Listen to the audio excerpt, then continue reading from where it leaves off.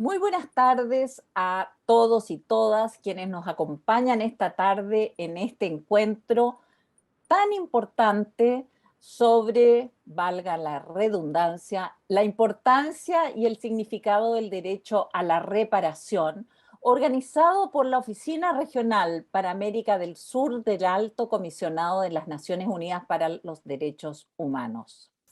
Soy Patricia Politzer, periodista en receso, ya que en la actualidad soy convencional constituyente por el Distrito 10. Pero en esta doble condición, agradezco sinceramente la invitación a animar, no me gusta decir moderar, creo que animar es mucho más entusiasmante y productivo, animar entonces esta actividad organizada especialmente, aunque no exclusivamente, para quienes integramos la Convención Constitucional, invitándonos a la reflexión sobre la relevancia de la reparación en materia de derechos humanos. Este encuentro se enmarca en el proyecto de asistencia técnica de la Oficina de Derechos Humanos de Naciones Unidas, denominado Chile, los derechos humanos al centro de la nueva Constitución. Tremendo título. El Sistema de Naciones Unidas en Chile firmó este convenio con la mesa directiva de la convención para brindar asistencia técnica a las y los convencionales que así lo requieran. La Oficina del Alto Comisionado de Naciones Unidas para los Derechos Humanos, en conformidad con su mandato de promoción y protección de los derechos humanos de los derechos humanos, estableció ya una cooperación especial con la Comisión de Derechos Humanos, la Comisión Inicial de Derechos Humanos de la Convención, y ahora esperan replicar este apoyo a la Comisión Permanente de Derechos Fundamentales en todos aquellos aspectos técnicos sobre el contenido de las obligaciones internacionales de Chile en materia de derechos humanos. En esta perspectiva, se prepararon una serie de documentos que resumen los estándares más importantes en derechos humanos y estos estándares todos estos documentos están disponibles en la página web del proyecto www.acnud.org/constitución. Pueden verlo ahí en el chat. El encuentro de hoy tendrá tres partes. En primer lugar, unas breves palabras de Jan Yarab, representante regional para América del Sur del Alto Comisionado de Naciones Unidas para los Derechos Humanos. Luego, Alan García nos presentará los estándares internacionales de derechos humanos en materia de reparación. Después de esa exposición, abriremos la conversación con tres destacados panelistas: Aide Oberreuter, Nancy Yáñez y el doctor Carlos Martín Beristain. Terminado el panel, destinaremos unos minutos a los y las constituyentes que quieran o hacer preguntas o algún comentario sobre el tema. Antes de dar el vamos, permítanme saludar a quienes nos acompañan a través de las redes sociales, a las distintas agencias, fondos y programas del Sistema de Naciones Unidas en Chile, a mis colegas convencionales y a sus equipos que, pese a nuestras abultadas y agitadas agendas, se han hecho presente en esta conversación. Los invito a todos, a quienes están siguiéndonos a través de las redes sociales, a dejarnos sus comentarios en el chat y compartir el enlace de YouTube para que más personas puedan unirse a través de la pantalla a esta interesante conversación sobre reparación y derechos humanos. Los invito ahora a ver un breve video preparado especialmente para hoy, para continuar inmediatamente con las palabras de Jan Yarab, representante regional para América del Sur del Alto Comisionado de Naciones Unidas para los Derechos Humanos, quien introducirá el tema que hoy nos convoca. Vamos entonces al video. Chile, los derechos humanos al centro de la nueva Constitución. Con la instalación de la Convención Constitucional, Chile inició un proceso para elaborar una nueva Constitución. Se trata de una oportunidad histórica para hacer efectivas las obligaciones internacionales de derechos humanos. Los derechos humanos deben estar al centro de la nueva Constitución, siendo respetados, protegidos y garantizados sin discriminación. Como ONU Derechos Humanos, tenemos el mandato de contribuir al proceso constituyente que vive Chile, promoviendo y protegiendo los derechos humanos, brindando asistencia técnica, informando a la sociedad. Sigue nuestras redes sociales e infórmate más en acnud.org. Muy buenas tardes. Quisiera darles una afectuosa bienvenida a todos y todas las personas presentes en este encuentro. Y antes que nada me permito agradecer especialmente a las y los panelistas que nos acompañan, Aide Oberreuter, Nancy Áñez, Carlos Martín Beristain y a mi colega Alan García. También quisiera agradecer a Patricia Politzer, destacada periodista, hoy convencional constituyente, recientemente elegida para ejercer el rol de enlace transversal de los enfoques de derechos humanos, género y descentralización desde la Comisión de Sistema Político, que moderará el presente webinario, o animará, como lo dice. También agradezco a las y los convencionales presentes y a todas las personas que siguen nuestra transmisión. Para la Oficina Regional para América del Sur del Alto Comisionado para los Derechos Humanos y para mí es un privilegio contar con su participación y atención. La semana pasada se conmemoraron 2 años del inicio de las manifestaciones sociales más significativas desde la recuperación de la democracia en Chile. Hace 2 años, más de 1 millón de personas salieron a la calle a ejercer su derecho a la protesta y demandar condiciones de igualdad y dignidad. Desde aquel entonces se visibilizó una crisis de derechos humanos que dejó personas fallecidas, cientos de personas con trauma ocular, además de muchas otras heridas, personas detenidas o víctimas de violencia sexual. Y como ustedes saben, entre el 30 de octubre y el 22 de noviembre de 2019, el Alto Comisionado realizó una misión a Chile y se publicó un primer informe, el 13 de diciembre de 2019. Ayer publicamos un segundo informe que da seguimiento a los principales avances y desafíos en el cumplimiento de las recomendaciones emanadas del informe de misión de 2019. Y aunque valoramos los esfuerzos del Estado para incorporar las recomendaciones presentadas, hemos observado que persisten obstáculos, entre ellos al acceso de las víctimas a la justicia, reparación y garantías de no repetición.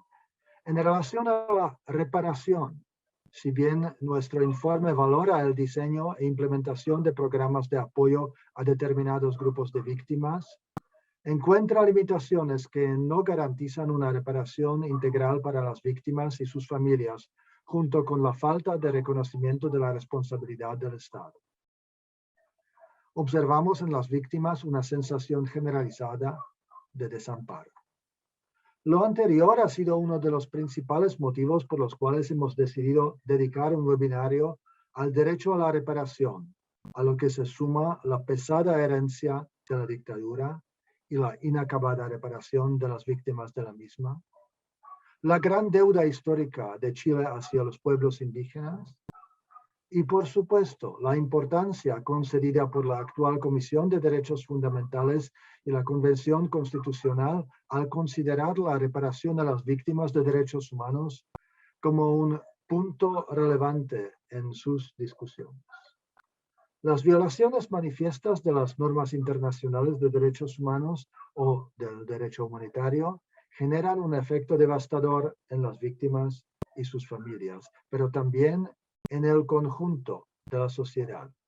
Por eso, el debate constitucional que vive Chile hoy resulta un momento privilegiado para la reflexión acerca de la importancia de la reparación y para enfrentar las siguientes décadas sobre las bases de un acuerdo que privilegia el respeto y considera la historia pasada y reciente del país. En todo este debate es esencial que no se pierda el foco de lo más importante, la centralidad de las víctimas. Conforme al derecho internacional, todas las víctimas de violaciones a los derechos humanos tienen derecho a una reparación adecuada, efectiva y rápida de los daños sufridos, basada en el principio que quien es responsable de un daño tiene la obligación de repararlo. El derecho internacional busca asegurar el goce de este derecho a todas las personas que hayan sido afectadas por una violación de derechos humanos. En esta línea, víctima es toda persona que haya sufrido daños, individual o colectivamente, incluidas lesiones físicas o mentales, sufrimiento emocional, pérdidas económicas o menoscabo sustancial de sus derechos fundamentales como consecuencia de acciones u omisiones que constituyan una violación manifiesta de las normas internacionales de derechos humanos. Cuando corresponda y en conformidad con el derecho interno, el término víctima también comprenderá a la familia inmediata, a las personas a cargo o personas a cargo de la víctima directa y a las personas que hayan sufrido daños al intervenir para prestar asistencia a víctimas en peligro o para impedir la victimización. Asimismo, una persona será considerada víctima con independencia de si el autor de la violación ha sido identificado, aprehendido, juzgado o condenado, y de la relación familiar que pueda existir entre el autor y la víctima. Las víctimas deben ser tratadas con humanidad y respeto de su dignidad y sus derechos humanos. Se tiene que adoptar las medidas apropiadas para garantizar su seguridad, su bienestar físico y psicológico y su intimidad, así como los de sus familias. Habiendo compartido estas ideas claves para comenzar nuestro encuentro, esperamos que durante esta jornada podamos reflexionar en conjunto sobre el fortalecimiento del derecho de las víctimas de violaciones de derechos humanos para acceder a medidas reparatorias en la nueva Constitución. Asimismo, poner en valor el concepto de reparación como un elemento esencial de la idea de justicia, comprendiendo que se trata de un factor determinante para la convivencia y cohesión social, saludable y sostenible del país. Tenemos la convicción de que los derechos humanos son consensos mínimos para proteger la dignidad humana y que este encuentro nos dará luces para reflexión y seguir fortaleciendo los debates de la Convención Constitucional. Con esto termino mi presentación y entrego la palabra a la moderadora de este evento, Patricia Politzer. Muchas gracias por su atención. Gracias, Jan, por tus palabras. Debo decir que me duele escucharte. Me tocó vivir la dictadura con todo lo que esto significó.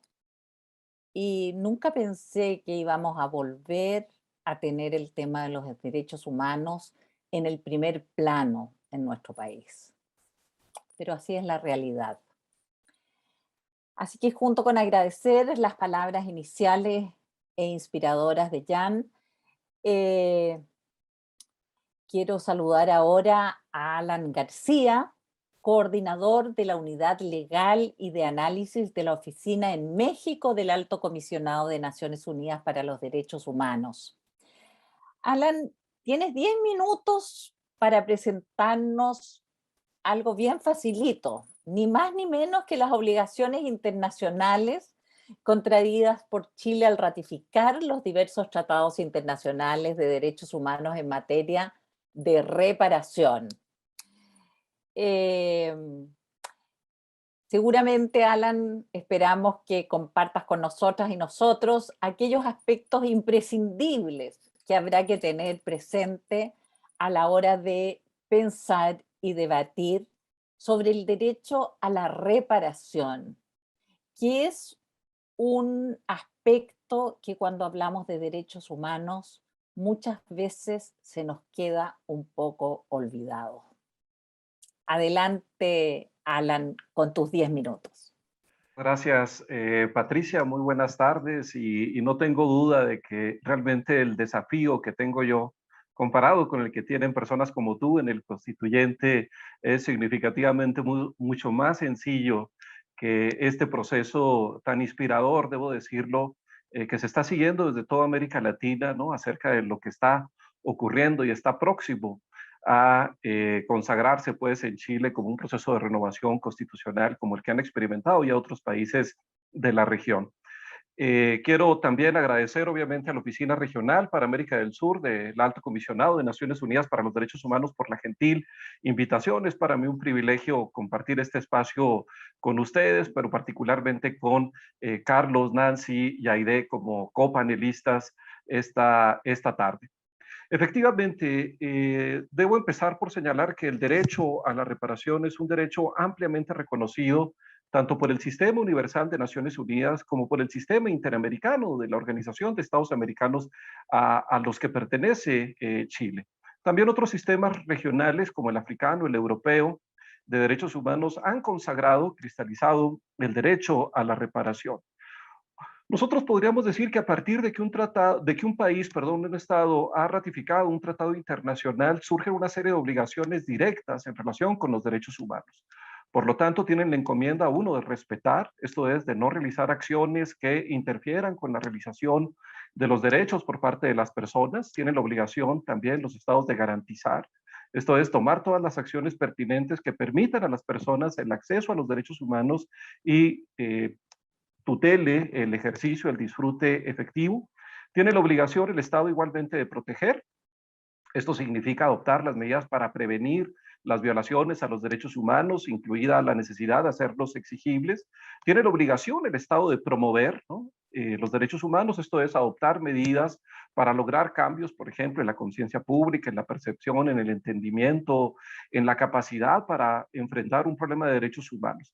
Pero cuando estas medidas y estas obligaciones de respeto, garantía, protección o promoción fallan por alguna razón, esto es, cuando se materializa el quebrantamiento de un derecho humano, surge la obligación de reparar, la obligación de reparación, que supone a grandes rasgos, ¿no?, el deber del Estado de adoptar las medidas para restituir los derechos vulnerados y compensar a partir de un enfoque holístico, omnicomprensivo, a las personas o grupos de personas que han sido vulneradas en sus derechos. Y esto está ampliamente reconocido desde el nacimiento mismo del derecho internacional de los derechos humanos. La Declaración Universal de los Derechos Humanos en el artículo 8 señala claramente que toda persona tiene el derecho a un recurso efectivo. El Pacto Internacional de Derechos Civiles y Políticos en el artículo 2.3 señala algo muy parecido a la declaración. Todas las personas cuyos derechos o libertades reconocidas en el presente pacto hayan sido violados podrán interponer un recurso efectivo y así sucesivamente. La Convención Americana sobre Derechos Humanos en el artículo 25, el artículo 63, la Convención Internacional para la Protección de todas las personas contra las desapariciones forzadas desde su preámbulo, pero también en los artículos 19 y 24 y así sucesivamente. Los tratados internacionales reconocen este derecho a interponer un recurso del cual se deriva el derecho a la reparación. Pero no solamente este derecho está consagrado en instrumentos internacionales. La jurisprudencia, esto es, las sentencias, dictámenes, informes, opiniones adoptados por los diversos mecanismos, tanto universales como interamericanos, han desarrollado una serie de estándares muy valiosos sobre casos ya específicos que llegan al conocimiento de estos órganos supranacionales, donde han venido a decantar en qué consiste propiamente este derecho genérico a obtener una reparación e interponer un recurso. Lo mismo podemos decir en relación a la doctrina generada a nivel internacional. Informes temáticos se han adoptado, comentarios generales, recomendaciones generales por parte de los órganos de supervisión de los tratados, nos decantan pues que estamos ya claramente ante un derecho consagrado, cristalizado, entronizado en el ámbito internacional, y lo mismo podríamos decir por resoluciones internacionales. Pero este reconocimiento no solamente se ha dado a nivel internacional. Hoy por hoy, si uno voltea hacia el constitucionalismo contemporáneo, hacia el derecho interno, podrá percatarse de que este derecho también está siendo cada día más y más incorporado en los textos constitucionales, leyes y decretos. Desde mi perspectiva, lo más importante es que se consagre en la Constitución por la relevancia que implica un texto de esta naturaleza. Y así uno puede voltear, digamos, a los últimos 20 años en América Latina y ver cómo, por ejemplo, los procesos de modificación constitucional que se han experimentado en México hace 10 años con la reforma en materia de derechos humanos, en Bolivia en 2009, en Colombia, en Ecuador, fundamentalmente han consagrado de manera específica el derecho a la reparación. Pero también encontramos en el ámbito internacional una serie de principios, normas, como por ejemplo los principios y directrices básicos sobre el derecho de las víctimas de violaciones de las normas internacionales de derechos humanos y de violaciones graves del derecho internacional humanitario a interponer recursos y obtener reparaciones. Estos principios y directrices claramente señalan que todas las víctimas de violaciones a derechos humanos deben acceder a una reparación adecuada, efectiva y rápida, como lo mencionaba Jan Yarab, que tiene por finalidad promover la justicia, remediando las violaciones generadas, las violaciones perpetradas. Lo mismo podemos decir en relación a los principios generales para la protección y promoción de los derechos humanos mediante la lucha contra la impunidad, los cuales reconocen 3 grandes derechos muy significativos para el webinario de esta tarde. El derecho a saber, esto es, ¿qué ocurrió? El derecho a la justicia, esto es, acceder a los diversos mecanismos que favorezcan que las víctimas de violaciones a derechos humanos materialicen la consecución de responsabilidades hacia los perpetradores de los agravios cometidos, y finalmente el derecho a la reparación. Estamos hablando, por consiguiente, de un derecho ampliamente reconocido, plenamente cristalizado. Es un derecho legítimo de las víctimas para, entre comillas, devolver lo violentado. Sabemos que retroceder el tiempo es imposible, pero sí sabemos también que este es un derecho que permite construir sociedades mucho más integradas, mucho más cohesionadas. Hacen posible también, a través de la reparación, que los mecanismos del Estado puedan revertir una actividad lesiva a la dignidad del ser humano, a la libertad, a la igualdad, en fin, a estos valores en los que se inspiran los derechos humanos, y en este sentido es un componente vital de un proceso de atención, reconstrucción en las sociedades. Por consiguiente, estamos frente a un derecho, pero también ante una obligación del Estado. Y es fundamental en este sentido reconocer que el derecho a la reparación pues parte de diversos supuestos, la publicidad, por ejemplo, en los procesos de reparación, las medidas administrativas, no judiciales, pero también las judiciales que se puedan generar a efecto de tutelar un acceso rápido, un acceso efectivo a las medidas de reparación que pueden ser de naturaleza individual o colectiva, pero también es muy, muy importante la protección hacia las víctimas de toda acción de intimidación, represalia o retaliación. Creo que, como bien lo decía Jan Yarab, se debe adoptar un concepto amplio de víctima. En este sentido, no voy a repetir la definición que él recupera justamente de los principios en Naciones Unidas acerca de cómo debemos conceptualizar a aquella persona que ha sido quebrantada en sus derechos humanos, y a partir de ahí es que se deben tanto reparar los daños materiales como los daños inmateriales y favorecer el proyecto de vida de las personas. Finalmente, yo diría que toda política en materia de reparación debe diseñarse, aplicarse y supervisarse mediante procesos que incluyan la consulta y la participación de las víctimas. Para ellas es fundamental hacerse escuchar en ejercicios de esta naturaleza, pero también en los ejercicios futuros de construcción del andamiaje respectivo tendiente a asegurar un derecho a la reparación. Sabemos que hay múltiples desafíos: el contexto político, la voluntad política, la disponibilidad de los recursos, las dimensiones prácticas y operativas, la probidad estatal, la existencia de instituciones tendientes a salvaguardar el derecho a la reparación, pero también las barreras que existen en razón de la pobreza, la discriminación y las desigualdades estructurales. Todo esto tiene que superarse en los diseños tanto constitucionales como legales y administrativos tendientes a tutelar, reitero, el derecho a la reparación.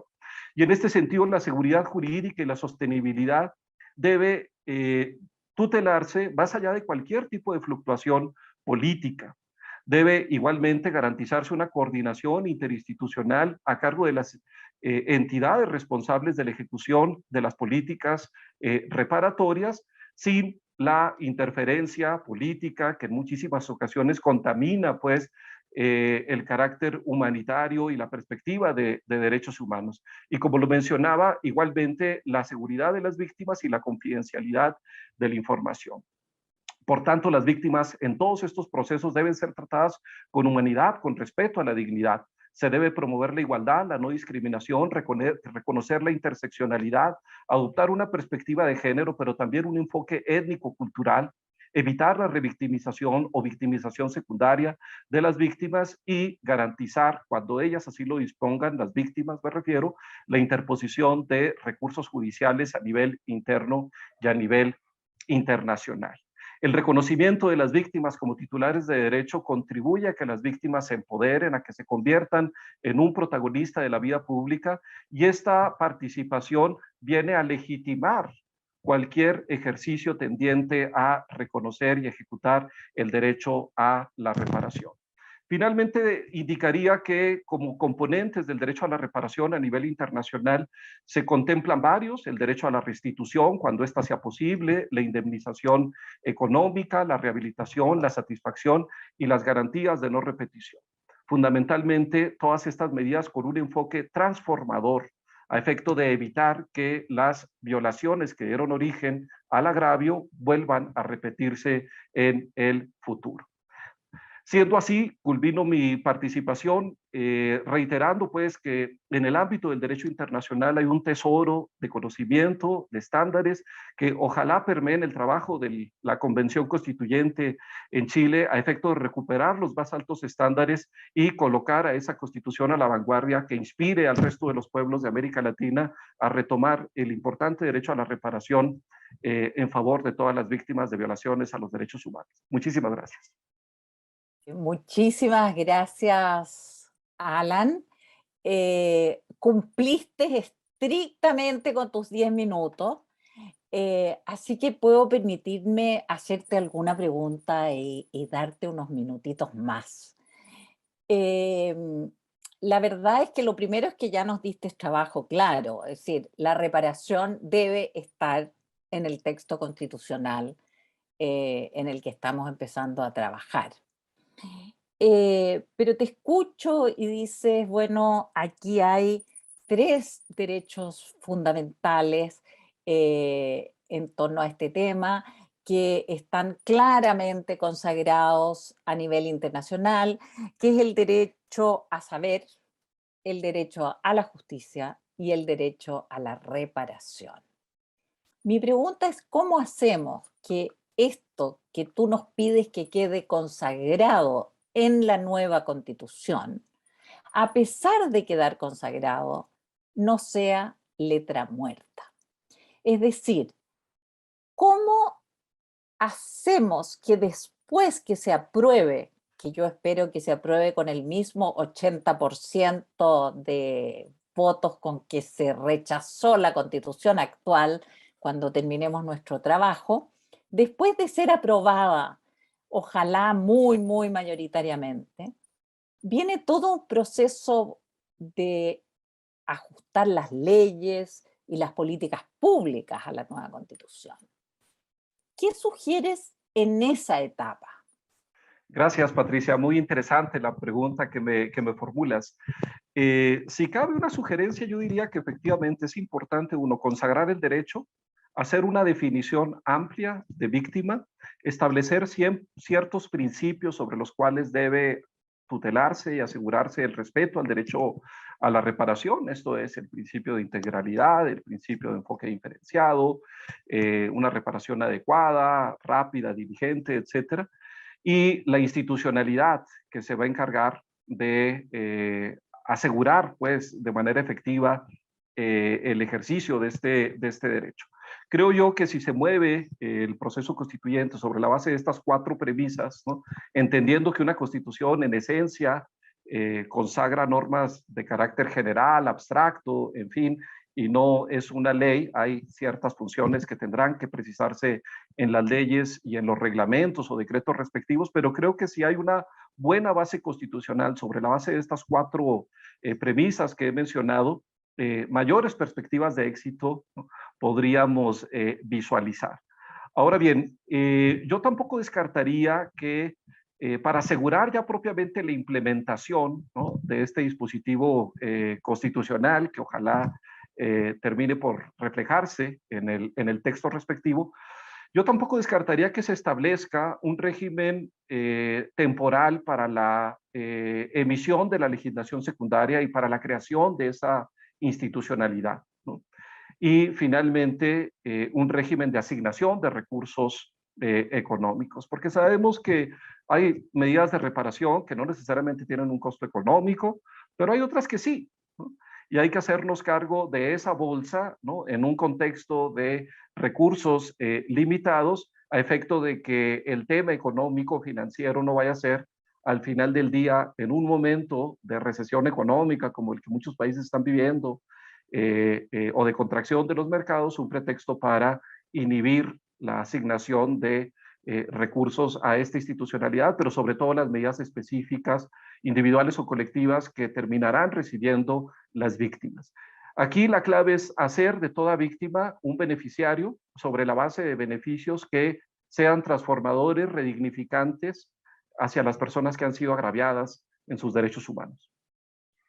Muchas gracias, Alan, por tus palabras que sin duda nos han dejado un marco muy claro para dar paso al panel central de esta conversación. Te reitero los agradecimientos a nombre de nuestros anfitriones en la Oficina del Alto Comisionado de Naciones Unidas para los Derechos Humanos. Muchísimas gracias. Gracias a ustedes, Patricia.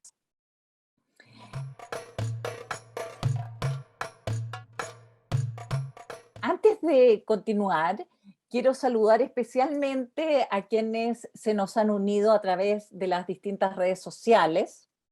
Con seguridad están ahí numerosos integrantes de lo que hemos llamado la bancada constituyente de YouTube, que son muchísimas personas que cada vez que pueden han estado pendientes de la convención, siguiendo atentamente tanto los debates de las comisiones como las intervenciones de los constituyentes en la convención misma. Así que les doy un gran saludo y agradezco que nos acompañen esta tarde. También quiero saludar a mis colegas convencionales y les invito a todos a revisar la página web del Alto Comisionado de Naciones Unidas para los Derechos Humanos y también a quienes están ahí en las redes sociales les reitero la invitación a dejar sus comentarios en el chat y a compartir el enlace de YouTube para que más personas se nos vayan sumando y compartan con nosotros esta pantalla hoy día. Ahora sí, sin más demora, quiero presentar a los 3 panelistas de esta tarde que nos van a dar su propia mirada en torno a la importancia y al significado del derecho a la reparación. Es un honor para mí presentar a 3 invitados de lujo. Al doctor Carlos Martín Beristain, médico, doctor en psicología y comisionado de la Comisión de la Verdad de Colombia. En segundo lugar, a Nancy Yáñez Fuensalida, directora del Centro de Derechos Humanos y profesora asociada de la Facultad de Derecho de la Universidad de Chile. Y por último, lo cual no significa que sea menos importante, Aide Oberreuter Umazábal, dirigente de Derechos Humanos, exprisionera política y encargada de la investigación y memoria de familiares de exprisioneros políticos fallecidos. Bienvenidos a los tres y parto preguntándole al doctor Carlos Martín Beristain, que tiene una mirada internacional sobre este tema y todos los desafíos que ya nos dejó Alan García.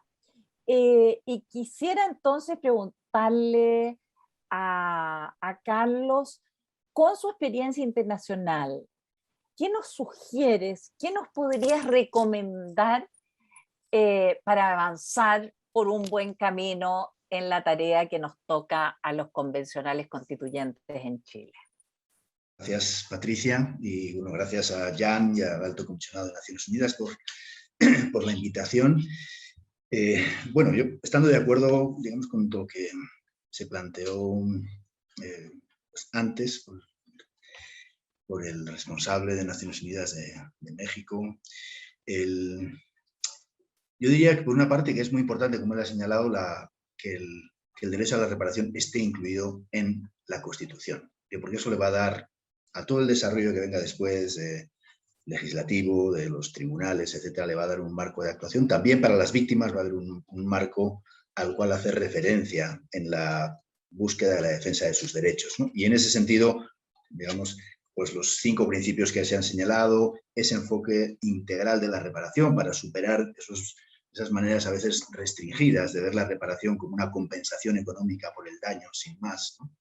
Y ese enfoque hacia la transformación me parece que es clave, que viene sobre todo de las garantías de no repetición. Me parece que son cosas que tienen que estar, ojalá, incluidas, conceptualizadas en este proceso constituyente en el que ustedes están, ¿no? Eso me parece que es una primera cuestión, ¿no?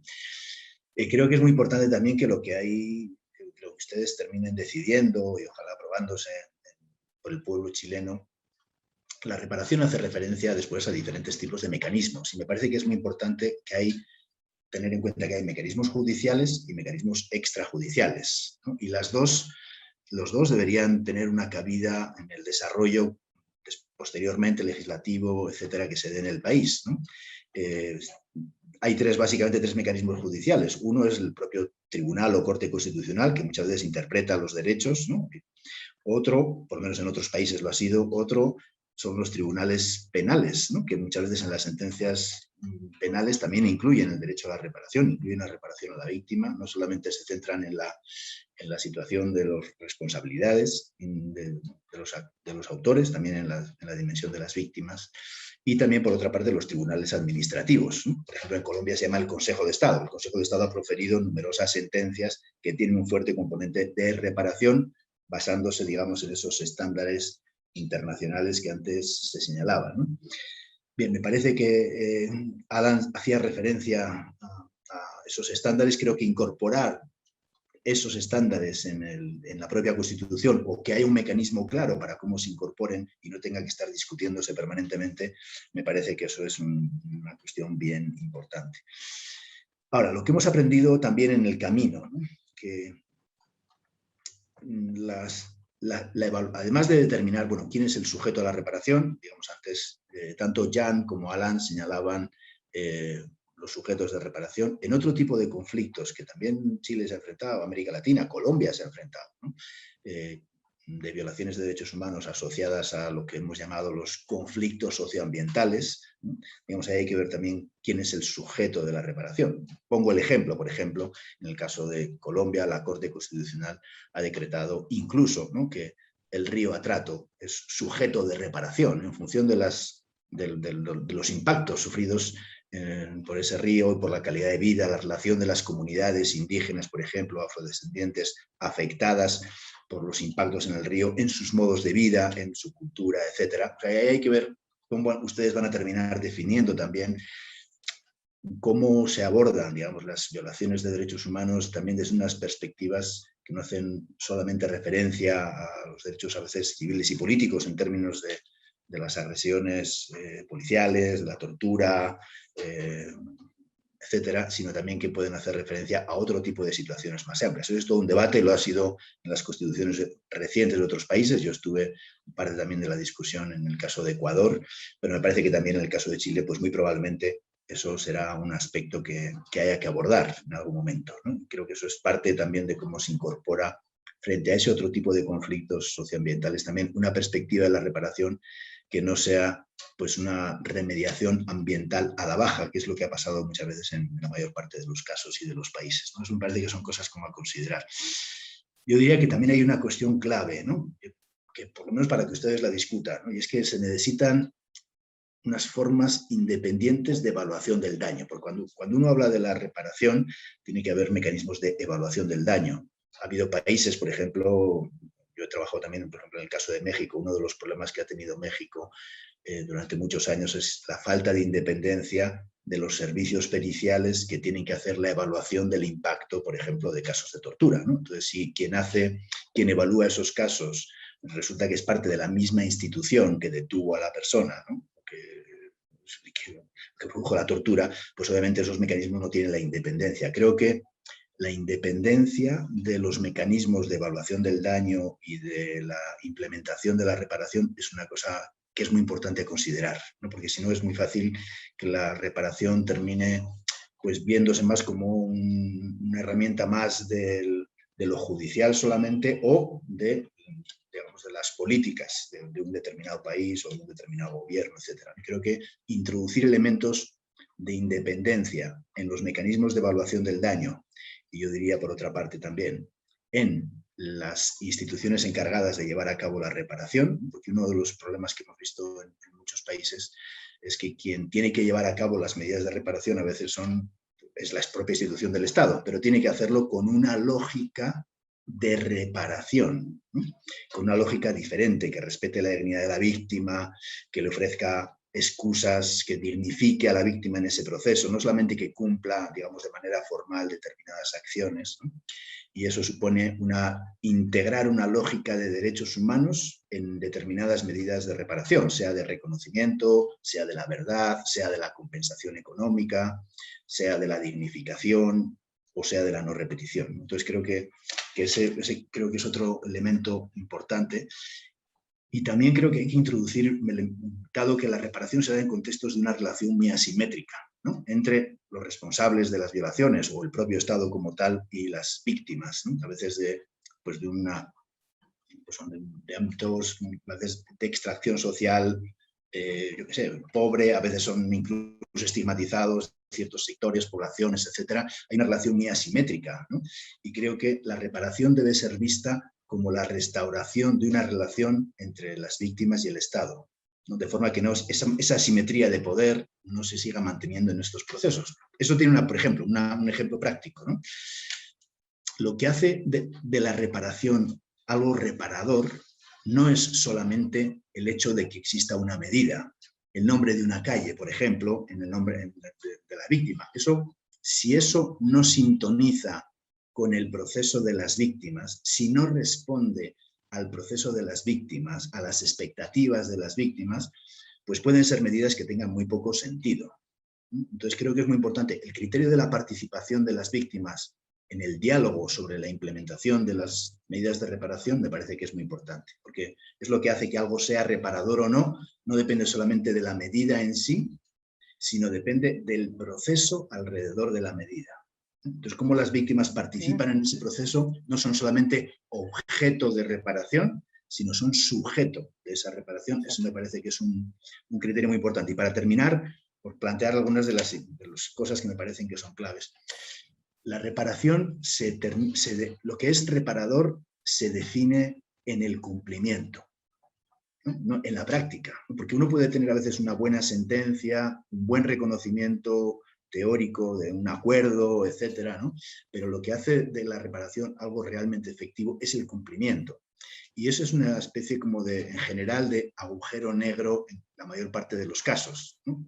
Pues las víctimas saben lo que les cuesta muchas veces que la reparación sea efectiva, pero en general hay pocos mecanismos eficaces para el cumplimiento. Eso pasa por lo económico que decía ahora Alan, ¿no? Por la cuestión un poco de, bueno, cuáles son los recursos que se dedican a la reparación, etcétera, pero también pasa por que haya un mecanismo de cumplimiento independiente que pueda verificar si realmente eso es así o no es así, porque pues hay una tendencia muy general en muchos estados, y lo hemos visto incluso con sentencias de la Corte Interamericana, cuando uno se evalúa el cumplimiento, hay una tendencia a una visión superficial del cumplimiento por parte muchas veces de los estados, y creo que aquí se necesita una visión más profunda que toque el sentido de la reparación, que no desprovea a la reparación de su sentido y haga un cumplimiento muchas veces a la baja, ¿no? En general, los estados, cuando tienen que hacer esas dinámicas de reparación, pues la reparación económica es lo que en general se cumple más, a veces con dificultades, etcétera, pero las otras medidas, ¿no? A veces son muy difíciles, ¿no? Porque no hay mecanismos adecuados o porque quien tiene que supervisar que ese cumplimiento sea efectivo, pues o no tiene la independencia o no existen mecanismos de supervisión. Entonces, eso creo que son cosas como claves para que en la reflexión que ustedes están haciendo, pues se vea qué cosas se pueden introducir obviamente en el marco de lo constitucional. Yo sé que estoy hablando de muchas cosas, ¿no? Pero qué cosas se pueden incluir en el marco de lo constitucional y qué cosas tienen que ser coherentes en el desarrollo legislativo de la Constitución, porque eso sí me parece que es clave. Porque si no hay una tendencia, lo hemos visto en otros países también, que hay una tendencia a una inclusión amplia del derecho a la reparación en términos de la Constitución, pero el desarrollo legislativo, ojalá la propia Constitución diga que en estas cosas tiene que ser coherente con la propia Constitución, porque si no lo que hemos visto es a veces que hay una perspectiva a la baja cuando se va concretando ese derecho en términos de esos marcos legales o los reglamentos, ¿no?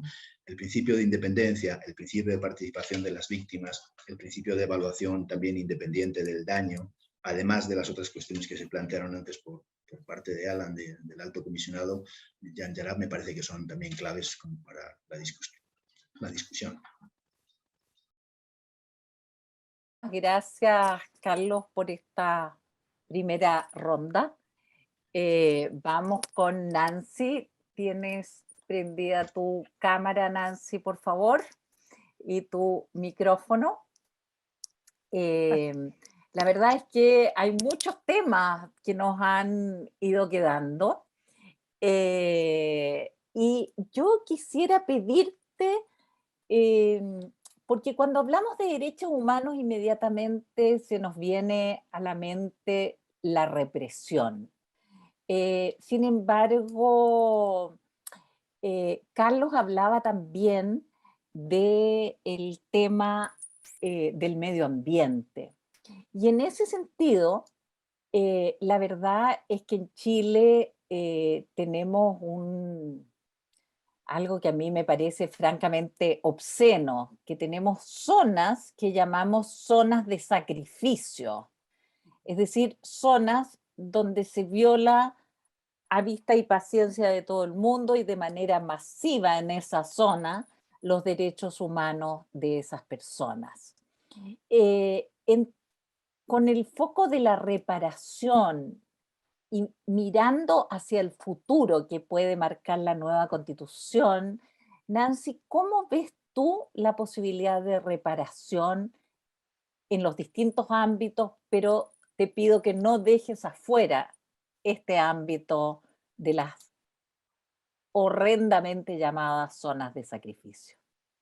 Gracias, Patricia, por la pregunta, porque además yo vivo en una zona de sacrificio ambiental que es precisamente la comuna de Tiltil, en donde efectivamente se alojan la mayoría de los basurales de la región metropolitana y ha sido condenada a ser una zona de sacrificio precisamente porque el Plan Regulador Metropolitano de Santiago impone las cargas ambientales de la región metropolitana, incluida lo que corresponde a residuos industriales peligrosos, provenientes no solo de la región metropolitana, sino que también de otras zonas del país, la comuna de Tiltil, que no alcanza a tener el 10% de los habitantes que tiene la región metropolitana.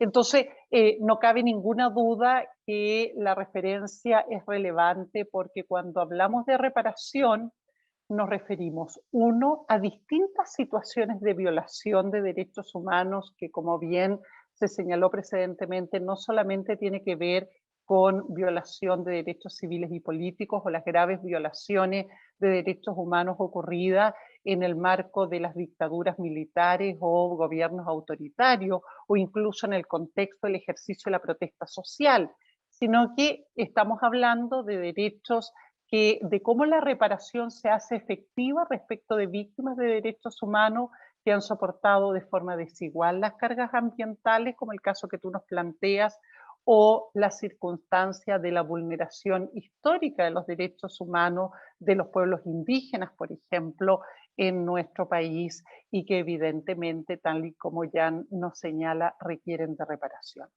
La reparación es una obligación que tiene el Estado. Chile ha contraído esta obligación porque ha ratificado una multiplicidad de instrumentos en materia de derechos humanos que así lo contemplan. Dentro de ellos, la Convención Americana de Derechos Humanos, que contempla en el artículo 63.1 específicamente la obligación. Y esto es interesante porque el sistema interamericano, incluso por medio de su jurisprudencia, ha determinado que la obligación de reparación que contrae el Estado no puede verse limitada por la referencia a la falta de normas de derecho interno en materia de reparación. Entonces, hoy día que estamos confrontados a un debate constitucional, no cabe ninguna duda de que esta obligación debe adquirir cuerpo en el texto constitucional. Pero en ese mismo marco hablamos de que la reparación debe ser in integrum, entonces debe considerar las particulares consecuencias de la vulneración.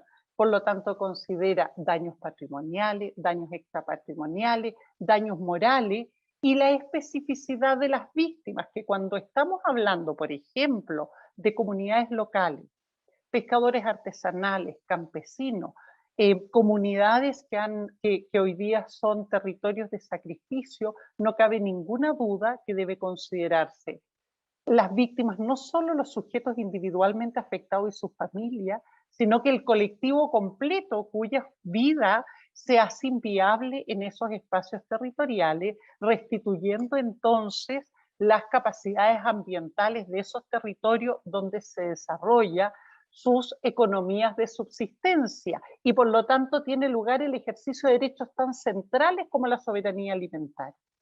Cuando estamos hablando, en definitiva, del derecho de los pueblos indígenas, tenemos que considerar la perspectiva intercultural e interdisciplinaria.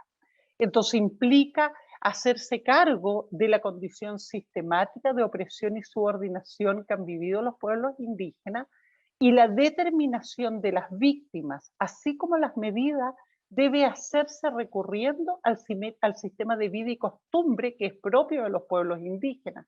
Así, el sistema interamericano, por ejemplo, de derechos humanos, ha reconocido que el derecho consuetudinario de los pueblos indígenas nos ayuda a determinar quiénes son los beneficiarios de las reparaciones. Y de igual forma nos ayuda a identificar quiénes son las víctimas. Y aquí entonces nosotros debemos considerar la especificidad de los mecanismos de reparación en una sociedad plurinacional, que es parte del debate constitucional que hoy día en definitiva tenemos. Dentro del marco de las reparaciones básicamente que implican daños materiales a pueblos y comunidades locales afectadas en sus derechos humanos, está el poder reparar la circunstancia de desplazamiento ambiental, la pobreza y la pérdida de los medios de subsistencia, la reparación de los gastos en que han incurrido las personas para denunciar y reivindicar esos derechos, porque finalmente cuando se generan vulneraciones respecto a los derechos humanos, se acentúa la condición de asimetría de la que nos hablaba recientemente, hablaban recientemente en la presentación anterior, ¿no?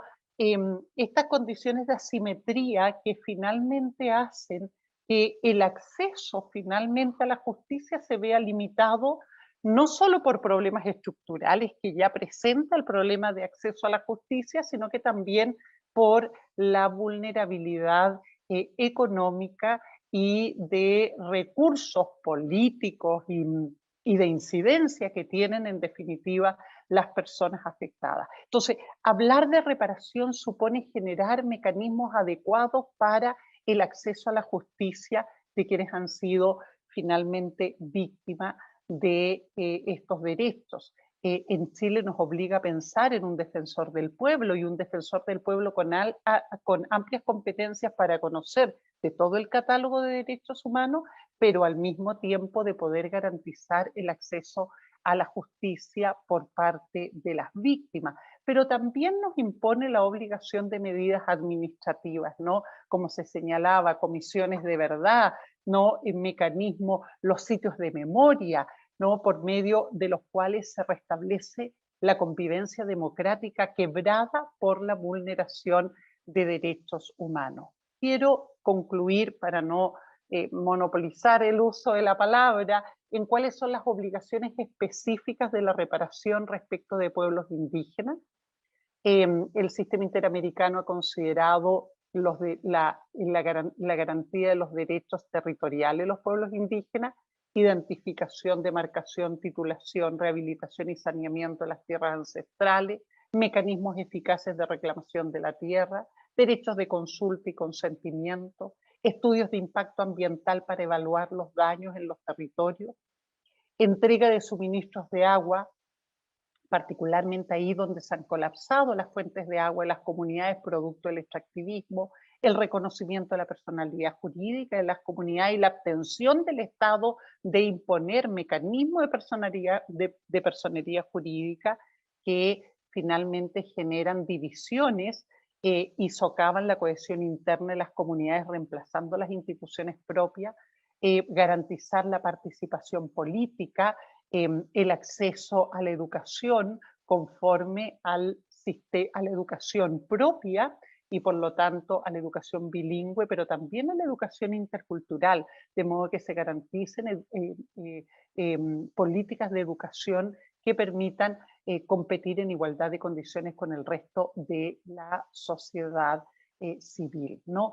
Con el resto de la comunidad política.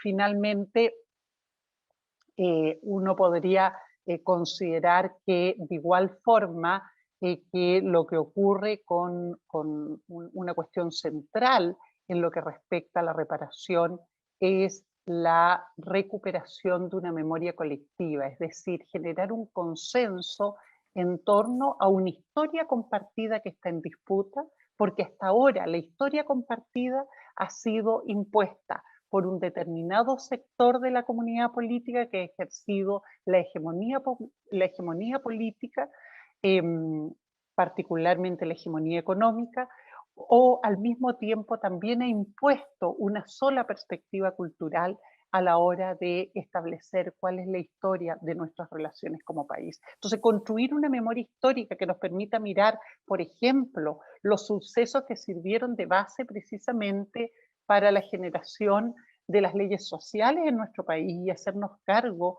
de la vulneración masiva de derechos humanos ocurrida contra el movimiento obrero en Chile, las violaciones de derechos humanos en tiempos de dictadura, pero al mismo tiempo las violaciones de derechos humanos generadas por instituciones estatales como el CENAME, ¿no? U otras instituciones que han estado a cargo de niños, niñas y adolescentes en condición de vulnerabilidad y en donde han perdido la vida, han sido torturados y flagelados miles de niños bajo custodia del Estado. La situación de los presos de la revuelta o hechos históricos como los que involucran al pueblo chileno afrodescendiente víctima del esclavismo, del esclavismo del siglo XVI al XIX y que hoy día siguen siendo discriminados en nuestra comunidad política, incluso en el marco del proceso constituyente,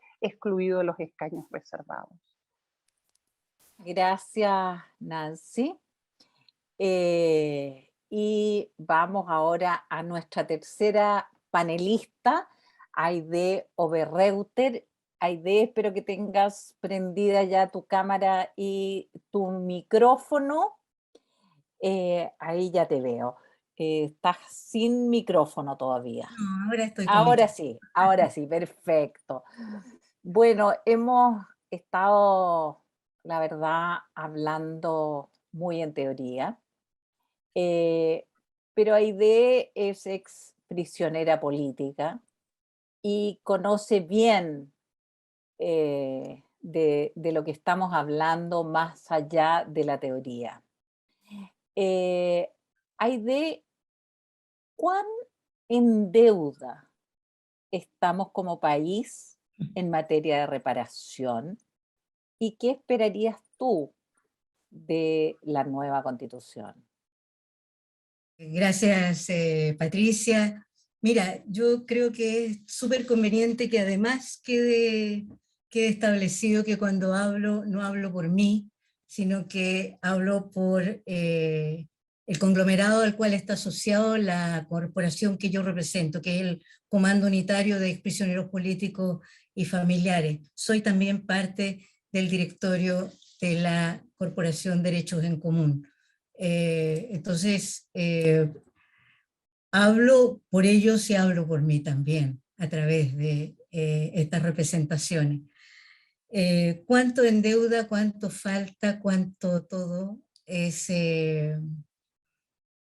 un tema que llega a ser triste o decepcionante, más bien, el entrar a hacer la larga lista de los pendientes que el Estado de Chile tiene en estas materias.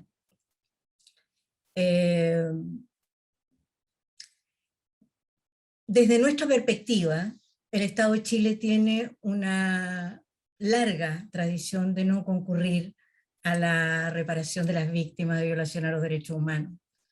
En el caso de las víctimas sobrevivientes de la dictadura civil-militar entre el 73 y el 90, el principal obstáculo es la alta falta de voluntad política para establecer una adecuada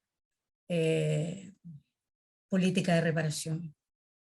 En rigor, una reparación integral no existe ni ha existido para nosotros como grupo en absoluto, y tampoco para el conjunto de las víctimas que generó el periodo dictatorial del cual nosotros somos sobrevivientes, pero bien sabemos que hay una buena cantidad de ex prisioneros políticos y víctimas de tortura que no sobrevivieron, que fueron ejecutados o que fueron hechos desaparecer. Hechos y hechas desaparecer, ejecutadas y ejecutados. Entonces, lo que tenemos es un esfuerzo mínimo por satisfacer ciertas prestaciones de salud que están contenidas dentro de la lógica Price que ha establecido el país, y un bono reparatorio que se argumenta cumple con el objetivo de la pensión. ¿Cuánta sintonía encuentro yo en las expresiones que han vertido los expositores que me han precedido, digamos, ¿no? En el sentido de que la tendencia es muy fuerte a intentar resolver el tema poniendo, ojalá, además, todo lo más austera y simbólicamente una cantidad de dinero sobre la mesa, y con ello considerar que la misión del Estado respecto de la reparación está resuelta. Estos mínimos avances, sin embargo, logrados a pesar del Estado, y más bien por la lucha de las organizaciones sobrevivientes y organizaciones en general de derechos humanos, son las que han permitido que se instituya una mínima cuestión que interpretamos más como un fenómeno de contención social que como una genuina voluntad de profundizar la democracia a través de la reparación. Porque entendemos la reparación desde un concepto integral, una reparación que efectivamente contempla aspectos simbólicos y aspectos materiales, y que en muchos sentidos, por ejemplo, el reconocer la dignidad que nos asiste y que nos fue de alguna manera silenciada durante la dictadura, convirtiéndonos en ratas en habitantes de Covacha, en delincuentes, en terroristas. Esa dignidad de luchadores sociales que hicimos nuestra aportación sustantiva a la lucha antidictatorial es algo que aún está en deuda. Otra cosa es que permanentemente se nos ve como una suerte de lisiados, una suerte de ciudadanos de un grado menor también, en el sentido de que se habla y se interpreta lo que nos ocurre sin hablar con nosotros, sin considerarnos sujetos. Entonces, uno de los casos más grotescos son el que después de 13 años el Estado de Chile haya convocado a una comisión de verdad sobre la prisión política y la tortura, y que después de recoger nuestros testimonios, entregados todos por la búsqueda de verdad y justicia, se nos impusieran 50 años de silencio. Y lo que es peor, se nos impusieran 50 años de silencio sin jamás habernos consultado nada, sin nosotros haber firmado un documento al respecto, sino que nos tuvimos que notificar una vez que apareció publicada la ley en la cual se establecía que 50 años de silencio regirían para nuestros testimonios, impidiendo con ello que esos testimonios quedaran a disposición de los tribunales y por ello pudiéramos avanzar sustantivamente en materia de verdad y de justicia, al menos de los tribunales. No hubo un órgano continuador tampoco, siempre se habló por nosotros, en circunstancias que nosotros hemos estado no vivos solamente, no sobrevivientes solamente, sino que hemos estado siempre activos, organizados y proactivos y propositivos. Siempre hemos sido un sector social que ha buscado el diálogo y la propuesta, y se ha manifestado sistemáticamente también para denunciar el silencio en el cual nos mantuvieron en la postdictadura. Durante la dictadura, Patricia, durante la dictadura se nos mandó a callar, claro, porque éramos molestos, porque éramos peligrosos, porque éramos contrarios a las ideas que se estaban estableciendo. Pero tristemente en la postdictadura también se nos mandó a callar. Y entonces el seguir hablando ha sido una materia de gran dificultad.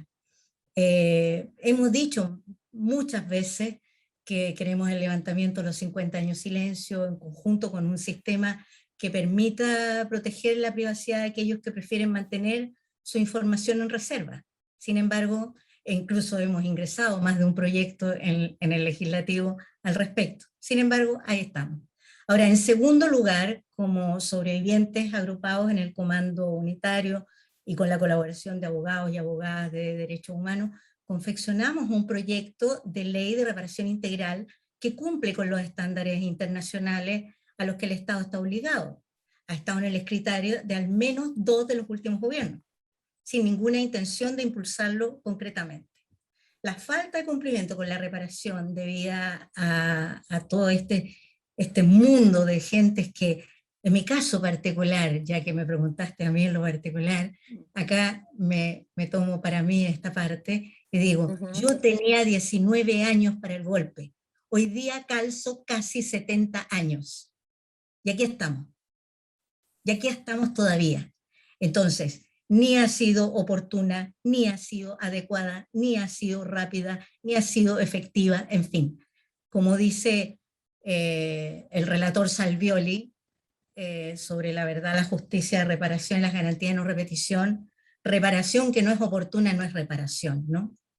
La falta de cumplimiento con la reparación debida es un problema de protección a la democracia. Además, el daño que se hace con una violación de los derechos humanos tiene un efecto que se proyecta sobre el entorno de las víctimas, sobre la sociedad en general, y que se prolonga a generaciones sucesivas.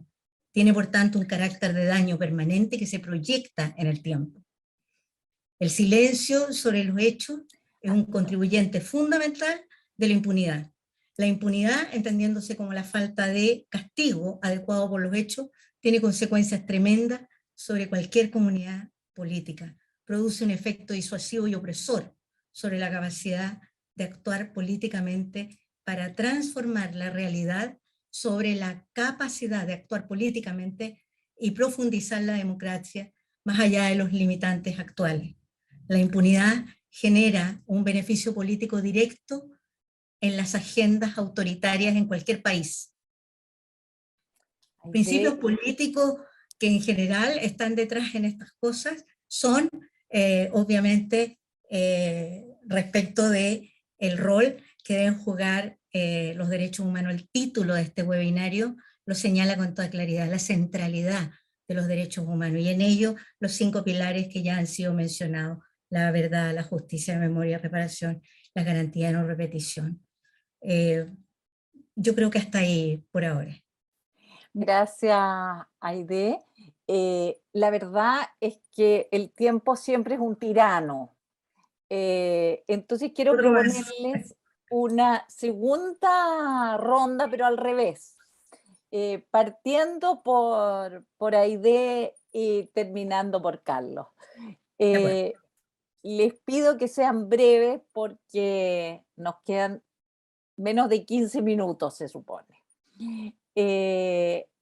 Aide, la verdad es que tu exposición fue muy clara en términos de que la deuda que tenemos en materia de reparación y por lo tanto de justicia es enorme. Y tú señalabas muy claramente que más allá de cualquier factor, lo que faltó aquí fue voluntad política.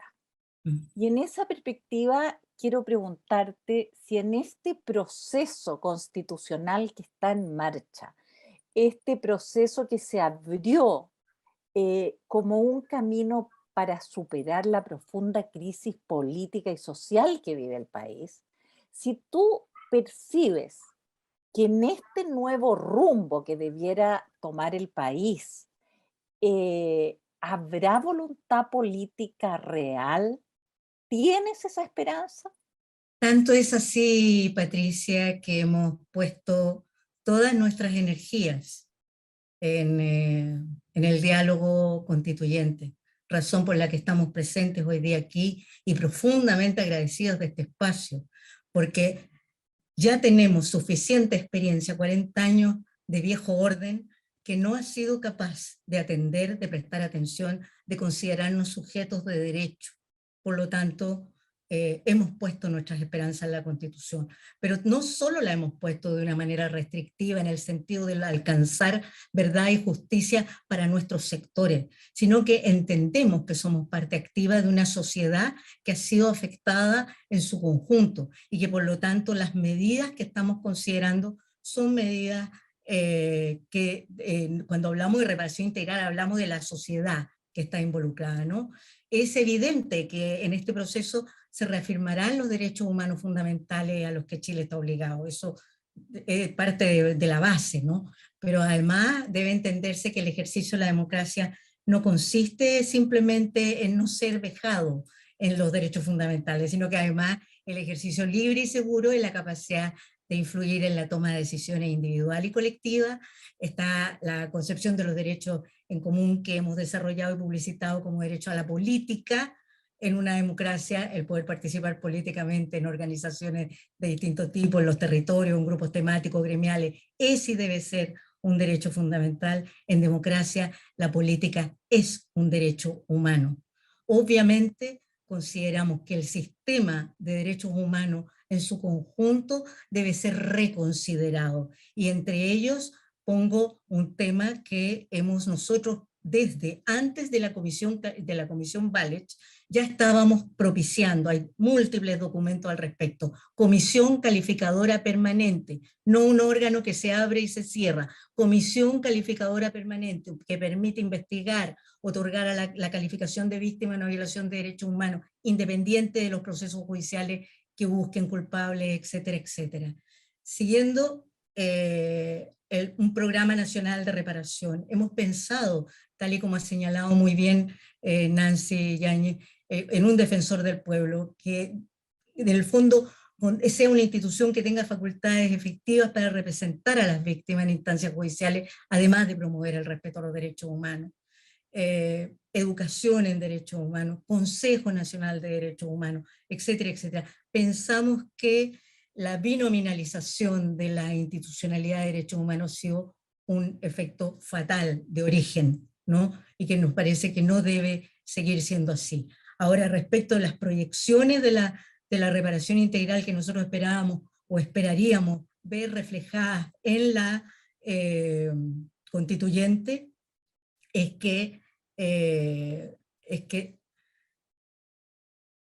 en tanto existen diversas prácticas estatales que han atentado en forma grave o gravísima en contra de grupos sociales y nacionales diferentes a lo largo de nuestra historia, por ejemplo, en la ocupación de la Araucanía o la chilenización del norte, luego de la Guerra del Pacífico, estos procesos han dejado efectos múltiples, algunos de ellos se perpetúan hasta hoy y han sido constitutivos del Estado chileno. Reconocer y reparar en ese sentido es un mínimo democrático en la medida que aspira a construir una mayor igualdad que la existente hoy. Es un desafío también por dos razones principales. La primera es la tentación de que el proceso de desanclaje implique dejar caer la necesidad de reparación frente al terrorismo dictatorial para enfocarse en otras formas de violación a los derechos humanos, como en ocasiones han deslizado fuerzas políticas que llaman a enfocarse exclusivamente en el presente y en el futuro, como si no tuviera relación con el pasado y como si todo lo del pasado estuviera resuelto ya.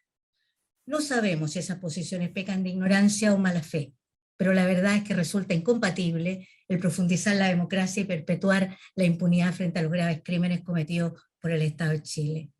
La complejidad de algunos asuntos pensados desde la óptica de la reparación integral, en particular los efectos de los extractivismos y las zonas de sacrificio en diversos espacios del país, se han visibilizado como uno de los más graves problemas del presente, tanto por sus implicancias climáticas como económicas, pero también porque producen vejaciones a niveles de derechos fundamentales como el acceso al agua, el ambiente limpio, contaminación o incluso la vida. Ya Nancy nos ha hablado específicamente sobre el tema de las zonas de sacrificio y sus implicancias. El lugar específico del Estado como un posible causante de estos asuntos es una cuestión relevante que requiere ser abordada por el texto constitucional. Cierro diciendo que a propósito de un espacio interesantísimo como es la Comisión sobre Conocimiento y Cultura, quisiera mencionar la importancia que tienen los conocimientos para una acción precisa, eficaz y ajustada a la particularidad de cada caso, y las culturas como formas de reflexionar en torno a estos asuntos, y así proyectar hacia la sociedad y hacia el futuro principios asociados a un nunca más y a unas garantías de no repetición arraigadas en la sociedad en su conjunto. Gracias. Muchísimas gracias, Aide. Y sin duda uno de los temas que planteaste que me parecen indispensables tiene que ver con la educación. Es decir, yo quisiera, y lo he planteado en otros momentos, que no hubiese ningún joven, ningún niño, ningún joven que terminara el cuarto medio sin conocer a fondo nuestra historia y nuestra deuda en estas materias. Confiemos en que logremos cambiar el rumbo y vayamos hacia allá. Nancy, no sé si puedes prender tu cámara y tu micrófono. Ahí está. Nancy, tú nos hablabas de, pusiste énfasis en tu presentación inicial en los pueblos originarios.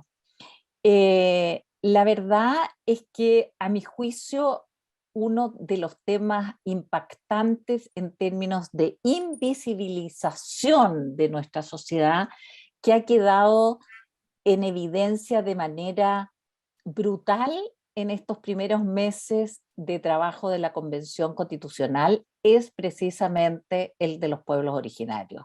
Son muchos los sectores invisibilizados en nuestro país, pero el de los pueblos originarios es realmente dramático. Y cuando tú escuchas los testimonios de los constituyentes de escaños reservados, estamos prácticamente terminando los discursos iniciales de cada uno de nosotros y nosotras, escuchar los testimonios de los representantes de los pueblos originarios es realmente muy, muy conmovedor. Quisiera preguntarte, y te ruego también que seas breve por el tiempo, ¿tú crees que el país está preparado para para llegar a lo que tú decías de establecer de verdad una plurinacionalidad con derechos efectivos en términos territoriales, de impacto ambiental de sus territorios, y crear una nueva memoria colectiva, una memoria histórica que podamos compartir realmente todos y todas en nuestro territorio?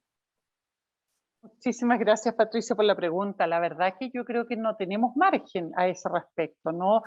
Hay un consenso, como tú bien lo has señalado, que da cuenta de la violación sistemática de los derechos de los pueblos indígenas y de la invisibilización de esta situación. Entonces, lo primero que uno constata es que efectivamente nosotros vivimos en Chile un escenario de colonización que afecta a los pueblos indígenas y sus miembros y que se expresa, entre otras cosas, en la negación de los abusos cometidos por el Estado de Chile. Ni siquiera nos estamos remontando tenemos que remontarnos al periodo de la conquista, ¿no? Nosotros tenemos la particularidad que la ocupación de los territorios se efectuó en el proceso republicano chileno, por medio de la acción del Estado de Chile destinada a ocupar militarmente los territorios, confiscar las tierras, y como resultado de eso se generaron condiciones de exterminio de los pueblos indígenas,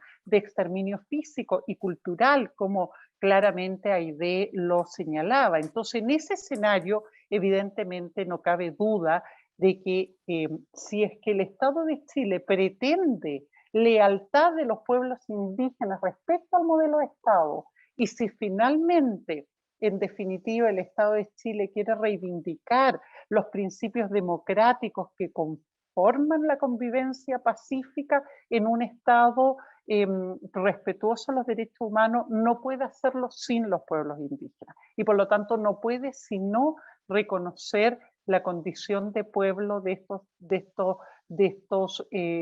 estos pueblos premunidos del derecho a la libre determinación, por lo tanto, a tener control sobre los territorios en los cuales ha tenido lugar el desarrollo de sus culturas y de sus modelos civilizatorios y el que pretenden transmitir a sus futuras generaciones. Lo otro es genocidio, es el exterminio de estas culturas, y ello constituye incluso un crimen internacional. Entonces, nosotros de alguna manera hemos naturalizado la situación de vulneración de los derechos de los pueblos indígenas en Chile, al punto que hay determinados sectores que piensan de que no hay, de que nuestro país no tiene cabida, en nuestro país no tienen cabida el reconocimiento pleno de los derechos de los pueblos indígenas. Yo creo que tenemos oportunidades a partir del reconocimiento de los tratados históricos suscritos por el propio Estado de Chile con el pueblo Rapa Nui, con el pueblo mapuche, incluso las mismas normas del Tratado Ancón, y hay un ejercicio frustrado de verdad histórica que fue la Comisión de Verdad Histórica y Nuevo Trato, convocada durante el gobierno del presidente Lagos, que desafortunadamente fue desatendida tanto por el gobierno del presidente Lagos como por todos los gobiernos que le sucedieron, ¿no? Siendo un esfuerzo tremendamente interesante de construcción de una memoria histórica que al menos podría servirnos de base para iniciar la discusión. Muchísimas gracias, Nancy. Realmente muy interesante, y como tú dices, no tenemos margen, o sí o sí. Creo que lo importante es cuánto nos vamos a demorar en ese proceso, ¿ah? Y ojalá podamos llevarlo adelante con fluidez y rapidez. Muchas gracias. Carlos, te pido si puedes prender tu cámara y tu micrófono. Ahí estás, gracias. Carlos, voy a apelar a tu condición de doctor en psicología para preguntarte qué pasa cuando falla no solo la justicia, sino también una parte tan importante de ella como es la reparación. ¿Qué pasa en términos colectivos? ¿Qué pasa con las nuevas generaciones? Sé que no es la pregunta más fácil y para responderla muy rápida, pero ya estamos pasados en el tiempo. Te ruego me perdones, es el tiempo y no yo el que te limita. Yo creo que pasa cuando la reparación no se tiene en cuenta, no se reconoce, no se lleva a cabo, no tiene en cuenta no solamente el derecho como tal, sino el cumplimiento, que me parece que es el punto fundamental. Bueno, la gente se queda en la cuneta de la historia, ¿no? Ahí hay una marginación social, una reproducción de las condiciones de marginación social, muchas veces en las que las víctimas ya estaban, ¿no? Tu historia no cuenta, ¿no? Lo que a ti te ha pasado no cuenta, social, políticamente, o de otra manera, ¿no? Porque hay un concepto de dignidad que está en el centro de la reparación, ¿no? La dignidad, el reconocimiento de la dignidad, el reconocimiento al buen nombre, la superación de las condiciones a veces asociadas a esa exclusión del otro, que pasan también por esa psicología, ¿no? Por el estereotipo del otro, ¿no? A veces como el enemigo, o como el revoltoso, o como el indígena, o ¿no? El marginal, ¿no?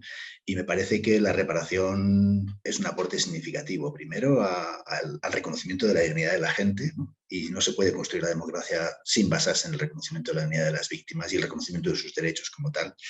Y por otra parte también tener en cuenta que hay una dimensión colectiva. A veces la reparación, sobre todo los temas que tienen que ver con la no repetición, ¿no?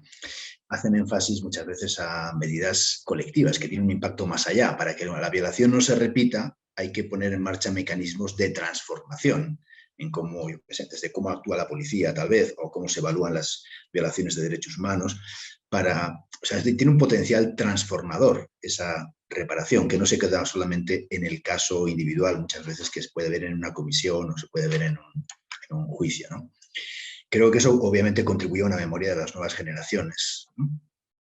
Porque hay muchas cosas de las que no se puede hablar, ¿no? Y se puede hablar menos cuando las violaciones de derechos humanos se asocian a un estigma, ¿no? Porque a veces incluso la propia víctima se va a sentir culpable por lo que le pasó, o se le va a culpabilizar socialmente por lo que le pasó. Me parece que es muy importante que la reparación tenga ese reconocimiento que incide en una memoria colectiva, en una situación también de qué le explicamos a los jóvenes, ¿no? Para que eso no se repita, porque si no, la no repetición es un deseo bien intencionado, tiene que ser parte de una política. Y esa política pasa por la memoria, pasa por el reconocimiento y pasa por también abrir espacios de diálogo con los jóvenes sobre los problemas que ven, ¿no? Y no solamente cómo se les transmiten las memorias del pasado de una manera unidireccional, sino cómo participan también en el proceso, me parece que es determinante. Sabemos que psicológicamente también la reparación, que he dicho antes, es más reparadora cuanto sintoniza con el proceso de las víctimas, y eso supone consultarlas, escucharlas, para ver qué es lo que es realmente reparador para ellas, ¿no? Y no tener una visión estereotipada desde fuera. Y eso pasa porque en esos mecanismos de cumplimiento las víctimas participen, ¿no? Si hay una comisión de investigación, si hay una comisión de valoración en la Defensoría del Pueblo, en cualquier otro lugar, me parece que es determinante también que haya espacios de participación de las víctimas, porque esto es lo que puede poner un puente en ese abismo a veces entre cómo se diseña una política y cómo las víctimas sienten que sus procesos son atendidos, en este caso por el Estado, o son reconocidos. Y creo que, aunque no me lo has preguntado, pero una cosa que me parece determinante, porque eso es una parte de los problemas que hemos visto en muchos países, y es que si, digamos, el aparato del Estado, quienes tienen que cumplir, digamos, quien llevará a cabo el cumplimiento de la reparación, a veces no tienen la visión de lo que significa la reparación, ¿no? O hay jueces a veces que no tienen en cuenta los estándares, a veces incluidos internacionalmente. Ojalá por eso la Constitución es un elemento clave también para la formación de jueces, etcétera, para que los temas de la reparación se incorporen en el conocimiento y en la manera de trabajar de diferente. Hay que hacer formación de personal, de funcionarios, etcétera, para que la lógica en cómo se hace la reparación respete la dignidad de la gente que se pretende reparar. Porque si no, la reparación pierde sentido, se convierte en algo superficial, o se cumplen ciertas cosas, otras no se cumplen, y genera más frustración, ¿no? En lugar de esa inclusión social y ese reconocimiento de la dignidad, que me parece que es fundamental. Muchísimas gracias, Carlos. La verdad es que lamento esta tiranía del tiempo en mi doble condición de periodista y de convencional constituyente. Se imaginarán que me quedo con montones de preguntas y muchísimas ganas de seguir conversando con ustedes, pero no se puede más. Así que les Ahí te vamos a agradezco. mandar, Patricia, algunos documentos tal vez que pueden alimentar la discusión también de los en términos Eso, convencionales, ¿no? Que puede ser útil. sin duda, los esperamos todos.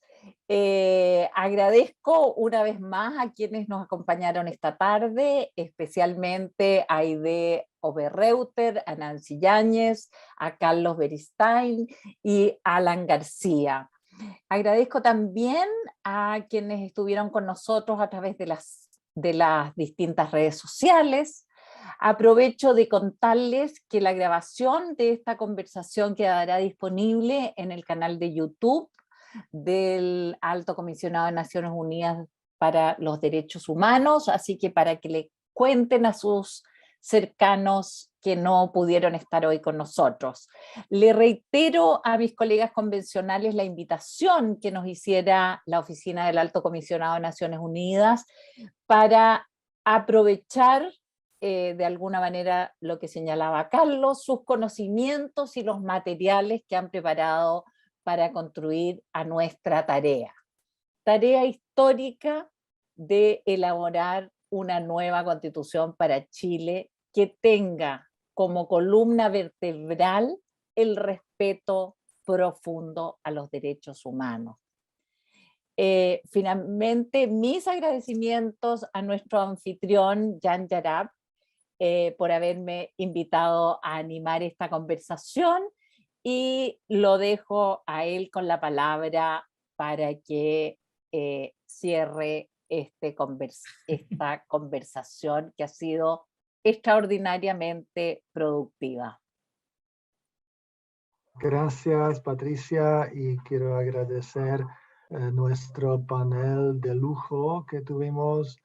Alan, Carlos, Nancy, Aide, fantástico panel, una discusión que sin duda enriquece no solo a los convencionales constituyentes, sino a todos nosotros, incluso a nosotros de la Oficina Regional para los Derechos Humanos del Alto Comisionado, y espero que con todas y todos ustedes vamos a seguir cooperando, comunicando y contribuyendo en una forma u otra al desarrollo de este proceso verdaderamente histórico, verdaderamente esperanzador, que como en una palabra u otra lo dijeron cada uno y una de ustedes, puede ser un ejemplo para otros países latinoamericanos, diría yo, por